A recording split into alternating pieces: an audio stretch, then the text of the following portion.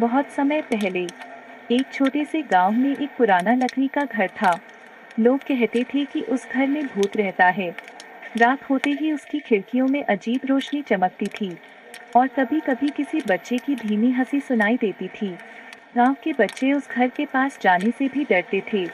बुजुर्ग हमेशा कहते, सूरज ढलने के बाद उस घर के पास मत जाना। लेकिन एक लड़का था जिसका नाम था आरव। आरव बाकी बच्चों से अलग था। उसे डरावनी कहानियां सुनना बहुत पसंद था। वह हमेशा सोचता, क्या सच में उस घर में भूत रहता है? एक रात उसके दोस्तों ने उसे चुनौती दी, अगर तुम सच में बहादुर हो तो आज रात उस भूत वाले घर में जाकर दिखाओ। सब बच्चे हंसने लगे, लेकिन आरव ने डरने के बजाय मुस्कुराकर कहा, ठीक है, मैं जाऊंगा। रात बहुत अंधेरी थी।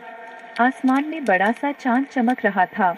तेज हवा पेड़ों को हिला रही थी और ऐसा लग रहा था जैसे कोई धीरे धीरे फुसफुसा रहा हो। आरव ने अपनी छोटी लालटेन उठाई और अकेला उस पुराने घर की तरफ चल पड़ा। घर के अंदर हर तरफ धूल ही धूल थी। पुराने फर्नीचर सफेद कपड़ों से ढके हुए थे। दीवारों पर मकड़ी के जाले लटक रहे थे। आरव धीरे धीरे आगे बढ़ने लगा। तभी ठक ठक ठक ऊपर से किसी के चलने की आवाज आई। ऊपर पहुंचते ही आरव की आंखें डर से बड़ी हो गईं। एक पुरानी गुड़िया कुर्सी पर बैठी थी। उसकी आंखें नीली रोशनी से चमक रही थीं और वह धीरे धीरे हिल रही थी। अचानक गुड़िया ने धीमी आवाज में कहा, डरो मत, मैं तुम्हें नुकसान नहीं पहुंचाऊंगी। आरव का गला सूख गया, लेकिन उसने हिम्मत करके पूछा, तुम कौन हो?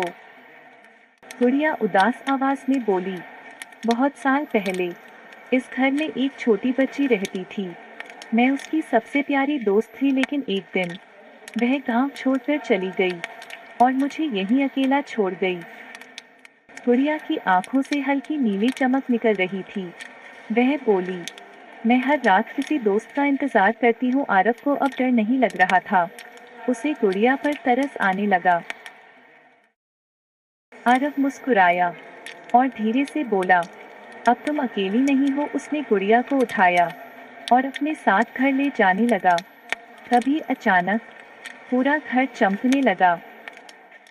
उस रात के बाद गांव में कभी कोई डरावनी आवाज नहीं सुनाई दी। भूत वाला घर अब शांत हो चुका था। गांव वालों को समझ आ गया था कि हर डरावनी चीज बुरी नहीं होती। कभी कभी डर के पीछे एक अकेला दिल छिपा होता है और सच्ची बहादुरी डर को समझने में होती है।